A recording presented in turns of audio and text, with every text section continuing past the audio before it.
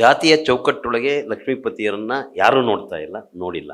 ಪ್ರಾಸ್ತಾವಿಕವಾಗಿ ಅವ್ರು ಯಾವ ಜಾತಿ ಅಂತ ಯಾರೋ ಹೇಳಿರ್ಬೋದು ಮಾತಾಡ್ತಾ ಅಷ್ಟೇ ಹೊರತಾಗಿ ನಾವೆಲ್ಲ ಇಲ್ಲಿ ಸೇರೋರು ಎಲ್ಲರೂ ಕೂಡ ಯಾವುದೇ ಜಾತಿಯ ಕಣ್ಣೋಟದ ಮೂಲಕ ನೋಡ್ತಾ ಇಲ್ಲ. ಭಾಳ ಮುಖ್ಯವಾದಂಥದ್ದು. ವೇದಿಕೆ ಮೇಲೆ ಜೊತೆಗಿರುವಂಥ ಹಿರಿಯ ಹಾಗೂ ನನ್ನ ಸಮಕಾಲೀನ ಒಡನಾಡಿಗಳೆಲ್ಲರಿಗೂ ವಂದಿಸ್ತಾ, ಹಾಗೆಯೇ ಎದುರಿಗಿರುವಂಥ ತಮ್ಮೆಲ್ಲರಿಗೂ ಕೂಡ ನೆನೀತಾ ನನ್ನ ಮಾತುಗಳನ್ನು ಆರಂಭ ಮಾಡ್ತೀನಿ. ಇದುವರೆಗೂ ಕೂಡ ಎಲ್ಲರೂ ಲಕ್ಷ್ಮೀಪತಿಯವ್ರ ಬಗ್ಗೆ ಸಾಕಷ್ಟು ಹಲವು ಡೈಮೆನ್ಷನ್ಸಲ್ಲಿ ಅವರನ್ನು ಕಂಡಿದ್ದಾರೆ. ಭಾಳ ಚೆನ್ನಾದ ರೀತಿಯಲ್ಲಿ ಇದುವರೆಗೂ ಕೂಡ ತಮ್ಮ ತಮ್ಮ ನೋಟಗಳನ್ನು ಅವರು ಮಂಡಿಸಿದ್ದಾರೆ. ಕೃತಿ ಕುರಿತಂತೂ ನಮ್ಮ ಪ್ರದೀಪ್ ಅವರು ಅದ್ಭುತವಾಗಿ ಮಾತಾಡಿದ್ದಾರೆ. ಹಾಗಾಗಿ ಯಾವುದ್ರ ಬಗ್ಗೆನೂ ಮಾತಾಡೋ ಅಂಥದ್ದು ಇಲ್ಲ ನನಗೆ ಆ ಜವಾಬ್ದಾರಿ. ನಾನು ಹೇಳಿದೆ, ನಿಮ್ಮದು ಕ್ಯಾಸ್ಟ್ ಕೆಮಿಸ್ಟ್ರಿ ನಾನು ಓದಿಲ್ಲ, ಓದೋಕ್ಕಾಗ್ತಾಯಿಲ್ಲ, ನೀವು ಕಳಿಸಿರೋ PDF ಅಂದೆ. ಪರವಾಗಿಲ್ಲ, ನೀವು ಜನರಲ್ಲಾಗಿ ಮಾತಾಡಿ ಅಂದರು. ಆ ಕಾರಣಕ್ಕಾಗಿ ಆ ಕೃತಿ ಓದದೇ ಇರೋದ್ರಿಂದಾಗಿ ಅದನ್ನು ಪ್ರದೀಪ್ ಅವರು ಮತ್ತು ಉಳಿದವರು ಭಾಳ ಚೆನ್ನಾದ ರೀತಿಯಲ್ಲಿ ಮಂಡಿಸಿರೋದ್ರಿಂದಾಗಿ ನಾನು ಹೆಚ್ಚಿಗೆ ಆ ಕೃತಿ ಬಗ್ಗೆ ಏನು ಮಾತಾಡ್ತಾ ಇಲ್ಲ. ಮತ್ತು ತಮಗೆ ಬೇಕಾದಂಥ ರಾಜಕೀಯ ತಿಳುವಳಿಕೆಗಳ ಜೊತೆಗಿರುವವರು ಅನ್ನೋ ರೀತಿಯಲ್ಲೂ ಕೂಡ ಲಕ್ಷ್ಮೀಪತಿಯವರನ್ನು ಕಂಡಿದ್ದಾರೆ. ನನ್ನ ಸಮಸ್ಯೆ ಇರೋದು, ನಾನು ಯೂನಿವರ್ಸಿಟಿ ವಿದ್ಯಾರ್ಥಿನೂ ಅಲ್ಲ, ಯೂನಿವರ್ಸಿಟಿ ಜೊತೆಗೆ ನನಗೆ ಯಾವುದೇ ನಿಕಟ ಸಂಬಂಧಗಳು ಕೂಡ ಇಲ್ಲ. ಆ ಕಾಲದಿಂದ ಕೂಡ ನಾನು ಯೂನಿವರ್ಸಿಟಿಗಳು ಓಡಾಡ್ತಾನೆ ಇದ್ದೀನಿ. ಯಾಕಂದರೆ ಅಗ್ರಾರ, ಸಿದ್ಧಲಿಂಗಯ್ಯ, DR ನಾಗರಾಜ್ ಇವರೆಲ್ಲ ಅವರು ಓದಿ ಆಗ್ತಾನೆ GS ಶಿವರುದ್ರಪ್ಪನವರ ಕನ್ನಡ ಅಧ್ಯಯನ ಸಂಸ್ಥೆಯಲ್ಲಿ ಸಂಶೋಧನಾ ವಿದ್ಯಾರ್ಥಿಗಳಾಗಿ ಸೇರಿದ ಕಾಲದಿಂದ, ಕಾಳೆಗೌಡ ನಾಗವಾರದಿಂದ ಹಿಡ್ಕೊಂಡು ಆ ಇಡೀ ಗುಂಪು ಮತ್ತು ಆ ಯೂನಿವರ್ಸಿಟಿ ನಮಗೆ ಬೇರೆ ರೀತಿಯಲ್ಲಿ ನಮ್ಮ ಒಳಗೆ ಬರ್ತಾ ಇತ್ತು. ಅಷ್ಟೇ ನಮಗೂ ಅದಕ್ಕಿರೋಂಥ ಸಂಬಂಧ. ಇನ್ನು ಅಕಾಡೆಮಿಕ್ಸ್ ಮತ್ತು ಉಳಿದಂತೆ ನನಗೆ ಯಾವುದೇ ತಿಳುವಳಿಕೆಗಳಿಲ್ಲ. ಅದು ಲಕ್ಷ್ಮೀಪತಿಯವರನ್ನು ಕುರಿತಾಗಿ, ಅವ್ರು ಮಾಡಿರೋ ರಿಸರ್ಚನ್ನು ಕುರಿತಾಗಿ ಎಲ್ಲರೂ ಕೂಡ ಭಾಳಷ್ಟು ರೀತಿಯಲ್ಲಿ ಅವರನ್ನು ಭಾಳ ನ್ಯಾಯವಾದ ರೀತಿಯಲ್ಲಿ ಲಕ್ಷ್ಮೀಪತಿಯವರನ್ನು ಖಂಡಿಸಿದ್ದಾರೆ ಅಂತಲೇ ನನಗೆ ಅನಿಸಿರೋದು. ಈಗ ನಾನು ಮಾತಾಡಬೇಕಾದ್ರೆ ಲಕ್ಷ್ಮೀಪತಿಯವರನ್ನು ಔಟ್ ಆಫ್ ಕಾಂಟೆಕ್ಸ್ಟ್ ಮಾತಾಡಬೇಕಾಗುತ್ತೆ, ಔಟ್ ಆಫ್ ಯೂನಿವರ್ಸಿಟಿ ಮಾತಾಡಬೇಕಾಗುತ್ತೆ, ಅಥವಾ ಒಂದು ಆಲೋಚನಾ ಕ್ರಮದ ಆಚೆಗೆ ನೋಡಿ ಮಾತಾಡಬೇಕಾಗುತ್ತೆ. ಅದೇ ಸ್ವಲ್ಪ ನನಗೆ ಗೊಂದಲ ಆಗ್ತಾ ಇರೋದು, ಯಾಕೆ ಮಾತಾಡಬೇಕು ಅಂತ. ಇರಲಿ, ಪ್ರದೀಪ್ ಅವ್ರು ಮಾತಾಡ್ತಾ ಒಂದು ಮಾತನ್ನು ಹೇಳಿದರು. ಲಕ್ಷ್ಮೀಪತಿಯವರನ್ನು ನೋಡ್ತಾ ಇದ್ದರೆ ನನ್ನನ್ನು ಕಂಡಂಗೆ ಅಥವಾ ಇನ್ನೊಬ್ಬರನ್ನು ಕಂಡಂಗೆ ಒಟ್ಟು ಒಂದು ಕಲೆಕ್ಟಿವ್ನ ಕಂಡಂಗೆ ಆಗುತ್ತೆ ಲಕ್ಷ್ಮೀಪತಿಯವರನ್ನು ನೋಡಿದ್ರೆ ಅನ್ನೋ ಮಾತನ್ನು ಅವ್ರು ಹೇಳಿದರು. ನಿಜಕ್ಕೂ ಕೂಡ ಹೌದು ಅಂತ ಅನಿಸುತ್ತೆ. ಕಾರಣ ಏನು ಅಂತ ನಾನು ಯೋಚನೆ ಮಾಡ್ತಾಯಿದ್ದೆ, ಏನಿರ್ಬೋದು ಅಂತ. ಯಾಕಂತಂದರೆ ನಾವ್ಯಾರೂ ಕೂಡ ಇಲ್ಲೇ ಜಾತಿಗ್ರಸ್ತರಲ್ಲ. ಜಾತಿಯ ಚೌಕಟ್ಟೊಳಗೆ ಲಕ್ಷ್ಮೀಪತಿಯವರನ್ನು ಯಾರೂ ನೋಡ್ತಾ ಇಲ್ಲ, ನೋಡಿಲ್ಲ. ಪ್ರಾಸ್ತಾವಿಕವಾಗಿ ಅವ್ರು ಯಾವ ಜಾತಿ ಅಂತ ಯಾರೋ ಹೇಳಿರ್ಬೋದು ಮಾತಾಡ್ತಾ ಅಷ್ಟೇ ಹೊರತಾಗಿ ನಾವೆಲ್ಲ ಇಲ್ಲಿ ಸೇರೋರು ಎಲ್ಲರೂ ಕೂಡ ಯಾವುದೇ ಜಾತಿಯ ಕಣ್ಣೋಟದ ಮೂಲಕ ನೋಡ್ತಾ ಇಲ್ಲ. ಭಾಳ ಮುಖ್ಯವಾದಂಥದ್ದು. ಮತ್ತು ನಮ್ಮ ಸಂಬಂಧ ಏನಾಗಾರೆ, ಈಗ ನನಗೂ ರಮಾವತಿಗೆ ಏನು ಸಂಬಂಧ, ಅಥವಾ ಬಂಜಗೆರೆಗೂ ನನಗೇನು ಸಂಬಂಧ, ಅಥವಾ ಈ ಥರ ಹೇಳ್ತಾ ಹೋಗ್ಬೋದು, ಏನು ನಾವು ಯಾಕೆ ಅಂತ. ಸೊ ಅದಕ್ಕೆ ನನಗನ್ಸೋದೇನು ಅಂತಂದರೆ, ಕಲ್ಚರಲ್ ರೈಸೋಮಿಫಿಕೇಷನ್ ಅಂತ ಒಂದು ಪ್ರೋಸೆಸ್ ಇದೆ. ಇದನ್ನು ಬಹುಶಃ ಶಿವ ವಿಶ್ವನಾಥನ್, ಸೋಷಿಯಲ್ ಇಂಜಿನಿಯರ್, ಯಾವ ಮಿಜೋರಾಂ ಏನೋ ಬ್ಲೂಮ್ಸ್ ಅಂತಲೂ ಬಿದಿರು ಹೂ ಬಿಟ್ಟ ಕಾಲಘಟ್ಟನ ಅಧ್ಯಯನ ಮಾಡೋಕ್ಕೇನೋ ಕಳಿಸ್ಕೊಡ್ತಾರೆ ಅವರನ್ನು. ಅಲ್ಲಿ ಹೋದಾಗ ಅವ್ರಿಗೆ ಗೊತ್ತಾಗುತ್ತೆ, ಇದು ಕೇವಲ ಬಯಾಲಜಿಕಲ್ ಆಗಿರುವಂಥದ್ದಲ್ಲ, ಇದ್ರ ಹಿಂದ್ಗಡೆ ಭಾಳ ರಾಜಕೀಯ, ಆರ್ಥಿಕ, ಸಾಮಾಜಿಕ ಅನೇಕ ಅಂಶಗಳಿದೆ ಈ ಬಿದಿರು ಹೂ ಬಿಡ್ತಾರೆ ಅದರ ಹಿಂದೆ. ಆದ್ದರಿಂದಾಗಿ ಇನ್ನು ಮುಂದೆ ಅವ್ರು ರಿಪೋರ್ಟ್ ಮಾಡುವಾಗ ಸರ್ಕಾರ ಕೇಳ್ತಿರ್ತಾರೆ, ಇದು ಕೇವಲ ಇದಕ್ಕಷ್ಟೇ ಸಂಬಂಧಪಟ್ಟಿದ್ದಲ್ಲ, ಇಲ್ಲಿ ಪ್ರತ್ಯೇಕವಾದಿ ರಾಜಕಾರಣ ಕೂಡ ನೆಲೆಗೊಳ್ತಾ ಇದೆ, ಮುಂದೆ ಇದು ಕ್ಷಾಮಕ್ಕೆ ಲೀಡಾಗುತ್ತೆ, ಅನ್ರೆಸ್ಟ್ಗೆ ಲೀಡಾಗುತ್ತೆ, ಈ ಥರದ್ದೆಲ್ಲ ಪೊಲಿಟಿಕಲ್ ಆದಂಥ ಕಾಂಪ್ಲಿಕೇಶನ್ಸ್ನ ಅವರು ಕಳಿಸ್ತಿರ್ತಾರೆ. ಅವ್ರು ಹೇಳ್ತಾರೆ, ನಿನ್ನ ಕಳಿಸಿರೋದು ನೀನೊಬ್ಬ ಸೋಷಿಯಲ್ ಸೈಂಟಿಸ್ಟು, ನಿನ್ನ ಕೆಲಸ ಎಷ್ಟು ಅಷ್ಟು ಮಾಡೋ, ಅದ್ರ ಬಗ್ಗೆ ನೀನು ತಲೆ ಕೆಡಿಸ್ಕೊಳ್ಳ ಅಂತ ಹೇಳ್ತಾರೆ. ಆ ಸಂದರ್ಭದಲ್ಲಿ ಅವ್ರು ಅಂದಂತೆ ಆಗುತ್ತೆ, ಅಲ್ಲಿ ಪ್ರತ್ಯೇಕ ನಾವು ಅಂತ ಘೋಷಣೆ ಆಗ್ತಾರೆ.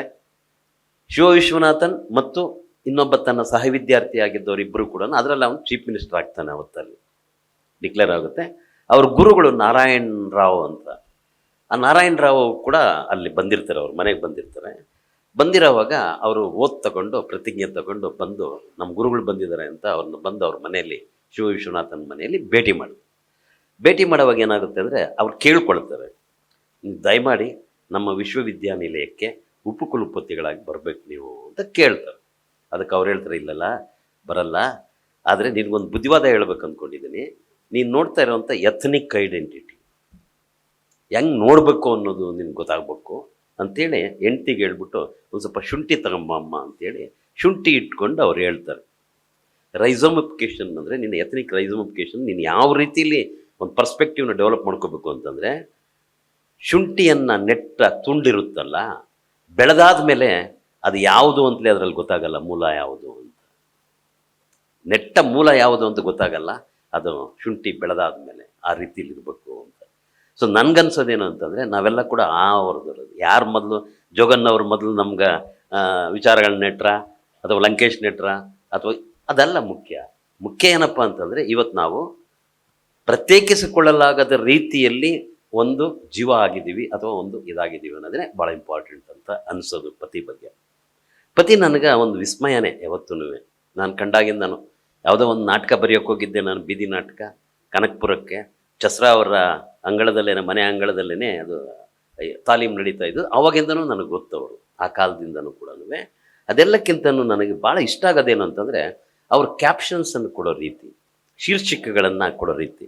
ಈ ಕೃತಿಯಲ್ಲೂ ಕೂಡ ಅವ್ರು ಕೊಟ್ಟಿರೋ ಶೀರ್ಷಿಕೆಗಳು ಎಷ್ಟು ಸುಂದರವಾಗಿದ್ದಾವೆ ಅಂತಂದರೆ, ಈಗ ನಾನು ಪತ್ರಕರ್ತ ಆಗಿರೋದ್ರಿಂದ ನನಗೆ ಅದು ಅಟ್ರಾಕ್ಟಿವ್ ಅಂತ ಅನಿಸುತ್ತೆ. ಅವ್ರು ಕೊಡೋವಂಥ ಟೈಟಲ್ಸ್, ಕ್ಯಾಪ್ಷನ್ಸ್, ಲಂಕೇಶ್ ಕೊಡ್ತಾ ಇರೋ ಕ್ಯಾಪ್ಷನ್ಗಳು ಅಥವಾ ಬಾಬಾ ಸಾಹೇಬರು ಕೊಡೋ ಕ್ಯಾಪ್ಷನ್ಗಳು, ಆ ರೀತಿಯಲ್ಲಿ ಇವರು ಈ ರೀತಿಯಲ್ಲಿ ಒಂದು ಕ್ಯಾಪ್ಷನ್ನಲ್ಲೇ ಅವರು ಒಂದು ದೊಡ್ಡ ತಿಳುವಳಿಕೆಯನ್ನು ಮುಟ್ಟಿಸ್ಬಿಡ್ತಾರೆ ಅವರು. ನನಗೆ ಫಸ್ಟ್ ಏನಾಯಿತು ಅಂತಂದರೆ, ಇವರು ಕ್ಯಾಸ್ಟ್ ಕೆಮಿಸ್ಟ್ರಿ ಅನ್ನೋಂಥ ಒಂದು ವೊಕ್ಯಾಬ್ಯುಲರಿನ ಕೊಟ್ಟರು. ನನಗೆ ಭಾಳ ಖುಷಿ ಆಯ್ತು, ಇದೇನು ಇಷ್ಟು ಕಿಡಿಗೇಡಿತನವಾಗಿದೆಯಲ್ಲ ಇದು ಅಂತ. ಕ್ಯಾಸ್ಟ್ ಕೆಮಿಸ್ಟ್ರಿ ಅಂತ ತಕ್ಷಣಕ್ಕೆ ನನಗೊಂದು ನೆನಪಾಯಿತು. ಬಹುಶಃ ಕೇಳಿರ್ತೀರೋ ಇಲ್ವೋ ಗೊತ್ತಿಲ್ಲ, ಕೊಮ್ಮನಹಳ್ಳಿ ನಂಜುಂಡ ಅಂತ ಒಬ್ಬ ಲೆಜೆಂಡ್ರಿ ಕಳ್ಳ ಇದ್ದ. ಅವನ್ನ ಯಾವ ಜೈಲಿಗೆ ಹಾಕಿದ್ರು ಕೂಡ ತಪ್ಪಿಸ್ಕೊಂಡು ಬರ್ತಾನೆ ಅಂತ ಭಾಳ ದೊಡ್ಡ ಇದಿತ್ತು.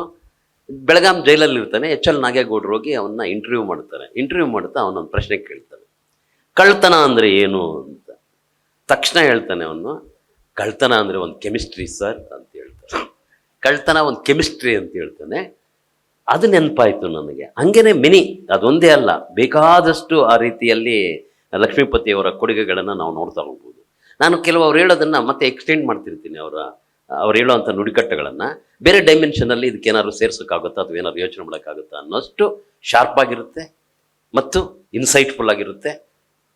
ಆ ಕಾರಣಕ್ಕಾಗಿ ನನಗೆ ಪತಿ ಭಾಳ ಒಂದು ಸ್ವಲ್ಪ ತುಂಟತನನೇ ಅನಿಸೋದು ನನಗೆ. ಅವರು ಕ್ರಿಯೇಟ್ ಮಾಡೋವಂಥ ವೊಕ್ಯಾಬ್ಯುಲರಿ. ಈ ಸಮಾಜಶಾಸ್ತ್ರಜ್ಞರಲ್ಲಿ ಒಂದು ಸ್ವಲ್ಪ ತುಂಟ ಸಮಾಜಶಾಸ್ತ್ರಜ್ಞ ಅಂತ ಕರಿಬೋದೇನೋ ಇವರನ್ನು. ಮಿಸ್ಚೀಪ್ ಅಂತೀವಲ್ಲ, ಸುಮ್ಮನೆ ಆ ಥರ ಬೇಕಾಗುತ್ತೆ ಕಿಡಿಗೇಡಿತಾನೆ. ಕೆಲವನ್ನೆಲ್ಲ ರೂಢಿಗತವಾಗಿರುವಂಥ ಆಲೋಚನಾ ಕ್ರಮಗಳನ್ನು ಬದಲಿಸೋದಕ್ಕೆ ಈ ರೀತಿಯಲ್ಲಿ ಕೆಲವು ಬ್ಯೂಟಿಫುಲ್ ಆಗಿರುವಂಥ ಎಕ್ಸರ್ಸೈಸ್ ಬೇಕಾಗುತ್ತೆ. ತುಂಬ ಒಳ್ಳೆ ಕೊಡುಗೆ ಇದೆ ಅವ್ರದ್ದು ಈ ದಿಕ್ಕಲ್ಲಿ ಅಂತ ನಾನು ಅಂದ್ಕೊಂಡಿದ್ದೀನಿ. ಮತ್ತು ಮುಖ್ಯವಾಗಿ ನನಗೆ ಅವರ ಈ ಜೊತೆಗಿನ ಜರ್ನಿ ಇದೆಯಲ್ಲ, ಅನೇಕ ಸಂದರ್ಭಗಳಲ್ಲಿ ಆದಿಮ ಕಟ್ಟೋವಾಗಲಿಂದಲೂ, ಅದಕ್ಕಿಂತ ಮೊದಲಿಂದನೂ ನನಗೆ ಗೊತ್ತವರು ಆದಿಮ ಕಟ್ಟೋವಾಗ, ಅದಾದ ನಂತರ ಆದಿಮ ಲಿವಿಂಗ್ ಟೈಮ್ಸಲ್ಲಿ ನಮ್ಮ ಕಾಮ್ರೇಡ್ಸ್ ಅವರು ಇಲ್ಲೇ ಶ್ರೀಪಾದ್ ಭಟ್ ಇದ್ದಾರೆ, ವಸು ಮೇಡಮ್ ಇಲ್ಲ ಇವತ್ತು, ಮತ್ತು ಲಕ್ಷ್ಮೀಪತಿ ಇಲ್ಲಿ, ಇವರು ಬೆಂಗಳೂರಲ್ಲಿರುವಂಥ ನಮ್ಮ ಸಾರಥಿಗಳು. ಅದನ್ನು ಪತ್ರಿಕೆಯನ್ನು ರೂಪಿಸ್ತಾ ಇದ್ದವರೇ ಅವರು.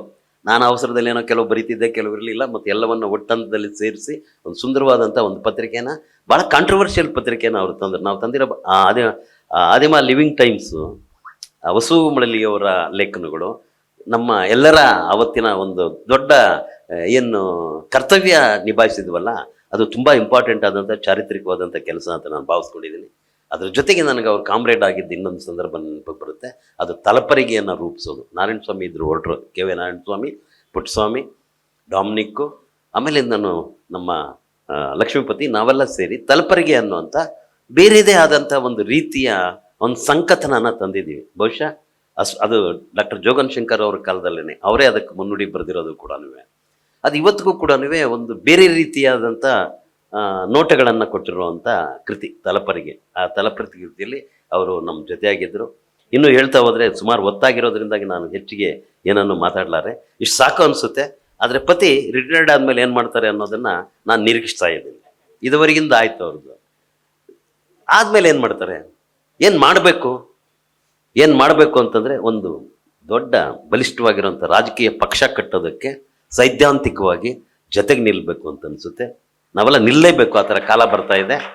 ಇನ್ನು 10-15 ವರ್ಷಗಳಲ್ಲಿ ಮುಂದಿನ ರಾಜಕೀಯ ಏನು ಪಲ್ಲಟಗಳಲ್ಲಿ ನಾವೆಲ್ಲ ಕೂಡ ಒಂದು ಕಡೆ ನಿಲ್ಲಲೇಬೇಕಾಗತ್ತೆ ಮತ್ತು ರಾಜಕೀಯವಾಗಿ ದೊಡ್ಡ ರೀತಿಯಲ್ಲಿ ಕೆಲಸ ಮಾಡಲೇಬೇಕಾದ ಕಾಲ ಬರುತ್ತೆ ಅಂತ ಅಂದ್ಕೊಂಡಿದ್ದೀನಿ.